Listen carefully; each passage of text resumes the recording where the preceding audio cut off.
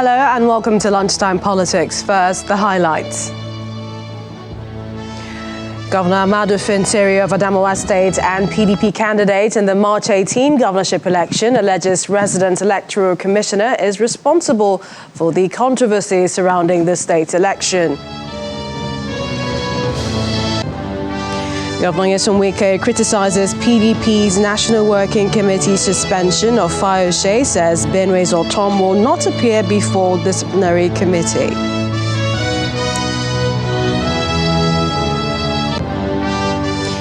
And Nigerians in Diaspora react to the March 18 governorship and state assembly elections.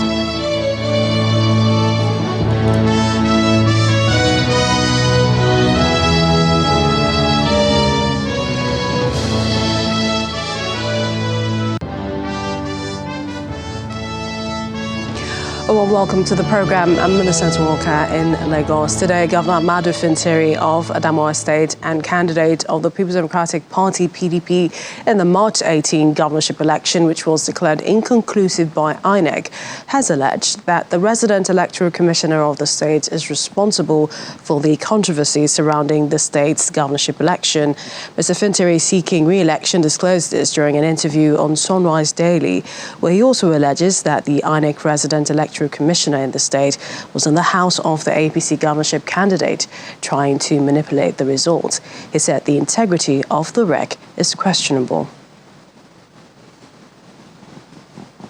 I think because of the inexperience and the mindset of the rec, he misled the returning officer. There was no need for it. I was leading by over 31,000 in Ogun. He led by 12,000. Issues in various units across the state was over 30,000, but the man was declared. The same thing with Kaduna. The same thing, several states, if you go around. And he went and concocted some units, some PUs that have already been concluded. For instance, if you go to Fufore, in Karlahi, precisely, a ward called Karlahi, there's a PU 003. Yes, there are 103 voters, registered voters in that unit. Less than 30 voted that day, but there was overvoting. It was cancelled. There's a PU 00017. It was concluded. Even on RF, it was concluded. The result is there. There was no overvoting, no issue. But if you check the list of PUs that he listed to the national headquarters as places that have issue, that one is also included. So you begin to wonder what he is after. And this is the man that was caught on tape calling the EO and the returning officer of Fufore that he is under instruction from above to help this woman. And nothing has happened to him. I think the man is, with the integrity, with the kind of capacity the INEC has built over the years, I think they shouldn't allow such a man to continue. Some of these PUs are not cancelled. They are on the area. But the resident electoral commissioner has also included it so that you make the number look so large to convince the world that really the difference of vote between the first and the second candidate and the inconcluded is so large that we have to go for a run. I'm also not new in inconclusive election. In 2019, I went through inconclusive election and I won eventually. Okay. But we are talking about the integrity of the rec. Meanwhile, it's a waiting game as the Court of Appeal Abuja Division is set to deliver judgment in an appeal by Governor Adamawa of Osun State challenging the decision of the Osun State Governorship Election Petition Tribunal, which sacked him from office. A three-man panel led by Mohammed Shuaibu had reserved judgment at the last hearing after taking various arguments. The three-man panel of the Osun Tribunal had directed the Independent National Electoral Commission to withdraw the certificate of of return issued to Mr. Adeleke and issue a fresh one to Mr. Gboyega Oyetola as the duly elected governor of Osun State. In that ruling, the tribunal held that Mr. Adeleke did not score the majority of lawful votes during the July 16 governorship election in the state. Mr. Ademola Adeleke, the candidate of the People's Democratic Party, was declared the winner of the governorship poll, which held July 16. And not satisfied with the outcome, in August 2022, Mr. Gboyega Oyetola and his party, the All Progressives Congress, petitioned the tribunal to challenge the victory of Mr. Adeleke on the grounds that Mr. Adeleke did not qualify to contest the election and there was overvoting in 749 polling units across 10 local government areas. Well, as the Court of Appeal set to deliver judgment, our correspondent Kayla Megwa joins me now for more. Hi, Kayla. Tell us, what more do we know at this time? Good afternoon, Millicent. Nothing more than what you just said. Where the court has not started yet. We've just seen arrivals. I've been watching out to see if the Osun State governor will be here anytime soon. He has not gotten here yet. But we have been seeing quite a number of party fatals from the PDP and the All Progressives Congress making their way right here to the Court of Appeal in Abuja, then courtroom 2, which is just to my left over here, waiting to hear what the matters, what judgment today is going to be. Remember, they had reserved judgment, that three-man panel had reserved judgment on this particular matter the last time they had talked about it. But today, just to hear what the appellate court is going to say, there are quite a lot of issues that have been brought up as a result of this matter. Of course, we see INEC insisting that the Osun State election is proof positive that the BVAS worked. It was the litmus test, so to speak, of the BVAS, and just part of the reason why a lot of people believed in the BVAS for the presidential and state governorship and state assembly elections as well. And they're saying that this election in Osun State was the litmus test, and that was what gave everyone that confidence. We'll see the PDP on their own part talking about the fact that there was overvoting, and based on that tribunal judgment in Osun State, they're saying that the certificates of return should be removed, taken back really from Governor Adeleke and given to Mr. Oyetola of the All Progressive Congress. I beg your pardon. The APC is who I'm talking about here, saying that there was overvoting in all of these polling units in Osun State. We have the PDP on their own part, Governor Adeleke, of course, that's the reason why we are here at this appellate court. Governor Adeleke is very clear, his side is very clear on this matter, stating that we cannot really rely on that back-end result from the INEC portal. So those are some of the issues that we're going to be hearing today in court, and hearing what the appellate court has to say about them and what judgments we are going to hear today at this court, Melissa. Indeed, and Kayla, I can imagine, it's, a wait for, both parties, and something tells me that it might not be the end, as there is another level to this, and that would be the Supreme Court in terms of the finality on this case, depending on the way the Court of Appeal rules. Many thanks. We'll join you then when things kick off. Kayla Megwa, our correspondent for us there. On to other stories now. The People's Democratic Party and the All Progressives Congress in Benue State are trading words over the outcome of the 2023 governorship election won by Reverend Father Hyacinth Aliyah. As the PDP alleges, the APC used security agencies to rig the election. Well, acting state chairman of the PDP, Mr. Isaac Mfo, made the allegation at a press briefing in Makadi, accusing the APC of hijacking the mandate of the people freely given to the PDP. In the meantime, the state chairman of the APC, Mr. Osun Agada, is asking the PDP to feel free to challenge the results, saying the PDP should learn from its mistakes. It is therefore the decision of the Benue State chapter of PDP that the outcome of the March 18, 2023 elections be challenged at the Benue State governorship election petitions tribunal sitting in Makodi. It is our belief that we owe democracy in our country, Nigeria, a duty to help deepen it by taking such an action to reverse the hijacking of the popular mandate of the people as done by APC during the last elections. The world knows that Alia was going to win the governor. If anything had come short of it, it would be a surprise to the people. So for us, they can go about in deceiving him.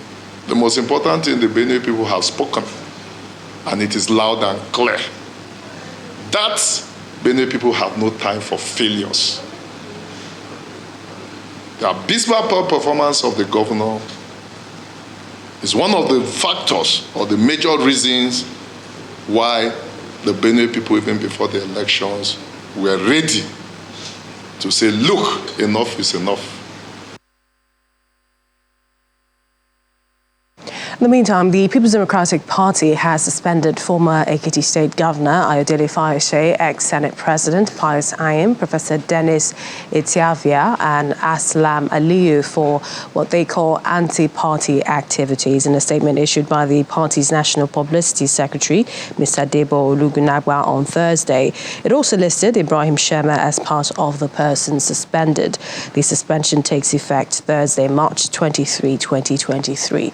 And apart from the suspension, the PDP said it has referred Governor Samuel Ortom to his disciplinary committee. Quote, the National Working Committee of the People's Democratic Party has, after a very extensive review of the affairs of our party in the country and pursuant to the provisions of the PDP's constitution as amended in 2017, referred the Governor of Benue State, Dr. Samuel Ortom, to the National Disciplinary Committee over his reported involvement in anti-party activities. Well, the governor of Rivers State, Wike, has faulted the National Working Committee of the People's Democratic Party on the suspension of the former governor of Ekiti State over allegations of anti-party activities. Governor Wike also faulted the decision of the Working Committee to summon the governor of Benue State, Samuel Ortom. Briefing journalists in Port Harcourt, Governor Wike argued that the party's National Working Committee does not have the power to suspend Mr. Fayose nor refer Mr. Ortom to a disciplinary committee. I want to state clearly and let members of the party and Nigeria hear it clearly. The National Working Committee, made up of Dr. Yachayu, who they say is the chairman of the party, Samayam, a national secretary, who they say is the secretary of the party, and other members of the National Working Committee cannot, I repeat, cannot suspend Fayose. Not to talk about referring Ortom to the National Electoral Committee. Ortom will not appear. Hear me and hear me well. Ortom will not appear before the so-called Electoral Committee. And let me say clearly to you, this is the fight of all political wars. This is the border of the fight of political war. We will not. You cannot cage any of us. You cannot cage any of us. Ortom will not appear before your so-called Electoral Committee. Fayose will also never. You cannot suspend him. If there's any suspension, it should be you who played anti-party by refusing to obey the constitution of the party, of zoning, or political offices as required. So whoever tells you you can't, please tell the person that it's not serious. So I want to let the world know. No member of G5, if you like him that you refer or talk to fight anybody, you cannot fight anybody. You don't have what it takes. You've lost everything. We who love this party, who have given this party everything it requires to be alive today, are those to speak for this party.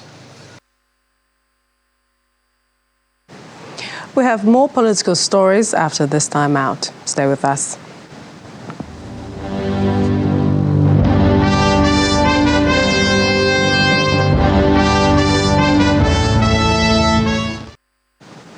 Welcome back. And staying in River State, the All Progressives Congress in the state has accused the Independent National Electoral Commission, INEC, and security agencies of conniving with Governor Osun Wike to rig the March 18 governorship and State House of Assembly elections in the state. The party noted that last Saturday's governorship election and state assembly election was characterized by widespread violence, which led to the loss of lives. The APC spokesman, Darlington Nwoju, at a press briefing alleged that 4 APC members were killed in Ahodo West local government area, with 2 persons still missing. As a party, we have repeatedly raised the alarm about how Governor Wike, using state resources that belong to Rivers people, compromised key institutions like the INEC and the police. What happened on Saturday was a systemic, institutionalized rigging of the elections by Governor Wike with the supposed umpire, INEC, and the police actively doing the bidding of Governor Wike. However, there were notable points of concern. Members of our observation mission personally observed violence and voter suppression in numerous voting locations. We witnessed and received credible reports from other observer missions and civil society organizations of vote buying and voter intimidation, the destruction and hijacking of election materials, and the general disruption of the process in numerous states, including Lagos, Enugu, and Rivers. As of January 2022, according to Google, Nigeria registered approximately 109 million active internet users, which corresponds to about half of the total population daily. In addition, the most used social media platforms by Nigerians, as at the third quarter of 2021, are WhatsApp with 91.9%, Facebook with 86.4%, Instagram 77.9%, Facebook Messenger 71.2%. Nigeria's youthful population are active on the social media. And in the 2023 general elections, we saw a lot play out online. But how do we track what's real and what's not?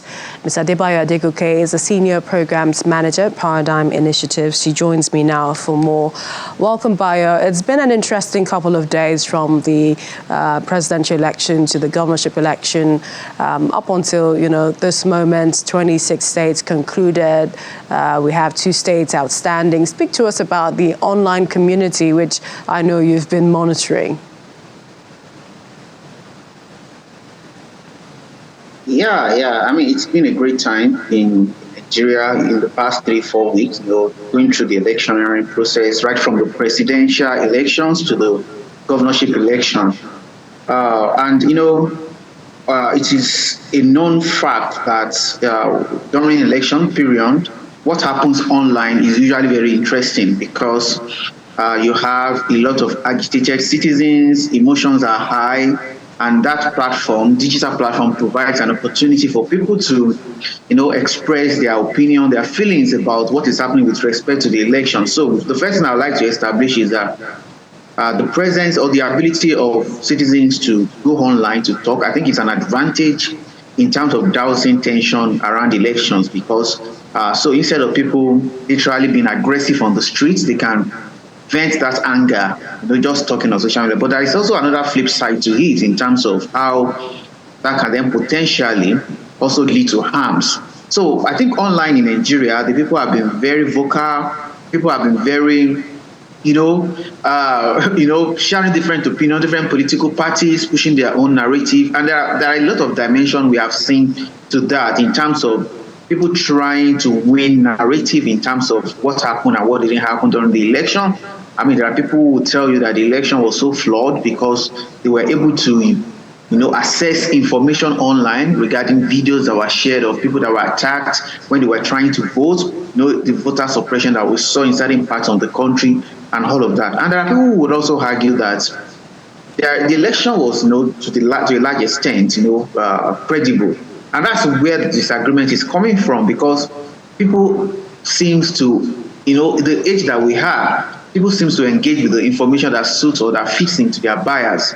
So that is what I've noticed in the online trajectory with respect to this election. A lot of echo chambers, people creating their own audience, people, determining who they listen to and running with their own narrative. That is not helpful in the larger scheme of things, because it then creates a situation whereby people live in a bubble of, what they choose to believe. But the essence of an online environment is for us to be able to. I was going to ask you, do you think that the fact checkers can keep up? Oh, I mean, it's practically impossible for fact checkers to be able to keep up. The real approach or the real solution is for everybody to be a fact checker. No fact checker has the competence, the capacity to be able to keep up with the amount of information that is coming out every second, every minute. The end, ultimately what needs to happen is that everybody has to be a fact checker. And that's like the solution to some of these issues. Everybody needs to be a fact checker. Everybody must be able to put their bias aside and be interested in truth. Otherwise, it's a race that it's like a white goose chase. You don't win that type of race until we all become fact checkers ourselves. We'd like to appreciate your time. Senior Programs Manager, Paradigm Initiative, Adeboye Adegoke. Thanks for joining us on the program. How long is this thing? Well, we'll move on. Nigerians in diaspora are giving their impressions of the 2023 general elections in the country. Speaking to our correspondent in Washington, D.C., Maria Bird, Missy Yore James, president of the Nigerian Physicians Advocacy Group, said the diaspora appears divided over the conduct of the polls.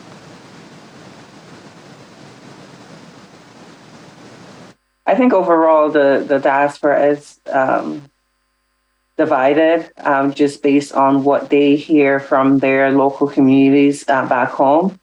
I think there's a lot of dissatisfaction, though, with the presidential election, if we're talking about that right now, which has been mentioned by several members of civil society organizations and international observers. I think the biggest disappointment for us in the diaspora was INEC really not following guidelines in terms of ensuring that results were uploaded to the IREV, where individuals could also track and follow those results in real time, just like was done in off-cycle elections. So that was a disappointment, which when there's already distrust or mistrust within the system, that further compounds the trust issues, even if there was really no foul play. So, but I think we're encouraged that, fast forward to 3 weeks later, it was a different story where results were being uploaded within a couple of hours of some polling units closing up, where we could actually, follow things, where most places had at least 45% or more of results uploaded, within 24 hours of elections. So that very different from presidential, but certainly a step in the right direction. What is the hope and what are some of the plans of Nigerians in the diaspora as it relates to either being engaged with additional voter advocacy initiatives or their hopes for the country as a whole when they're looking at the next election season? Certainly going to continue to be engaged, because ultimately what we want is good governance. We want leaders that are there to serve the people. We want leaders who are there to ensure that the well-being of the citizens are met. And so that engagement is going to continue. Actually, in all my limited time doing this advocacy work, I haven't seen engagement like this from the diaspora until this election cycle. So we're hoping that as a diaspora unit, speaking specifically to those in the U.S., that we can really translate the remittance that we send to our relatives, to our friends, to help the economy, to really push in for better governance. Because when we're able to do that, when there are jobs for our friends and families, when there is basic amenities like clean water and electricity, then the people in Nigeria can really thrive for themselves and not looking for avenues to get out of the country, which, a lot of us in the diaspora, that's why we are out of the country, is really for economic reasons. And so I think that is the message that we would, like to continue to foster within the diaspora community, that in as much as we're able to knit all this money for to our relatives for, different things, because, they're not getting paid, and things like that, that we can really invest even just 1% of that towards ensuring that we are actually electing leaders that will lead the country to greater heights.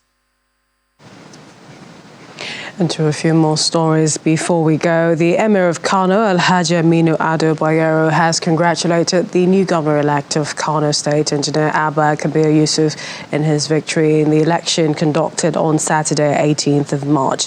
In a letter signed by His Highness, the Emir noted that the people have accepted the democratic system of government, which is very important, looking as how they came out en masse to cast their vote as provided by the Constitution. He called on the new governor-elect to cooperate with all the community groups in running the government.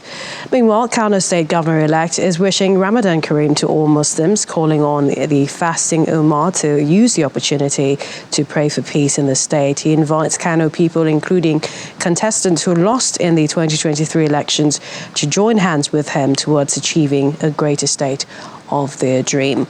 In the meantime, the Director, Media and Publicity, APC Presidential Campaign Council, Mr. Bayo Nanuga, in a statement, has refuted emphatically that there has been no clandestine meeting between the President-elect and the respective Chief Justice of the country anywhere. He alleges that the SP called news about the Chief Justice of Nigeria, the so-called news rather, about the Chief Justice of Nigeria disguising to meet the President-elect in London, as pure fabricated news, groundless in fact and authenticity. According to him, they can confirm the President-elect, who left Nigeria Tuesday, has not been in London.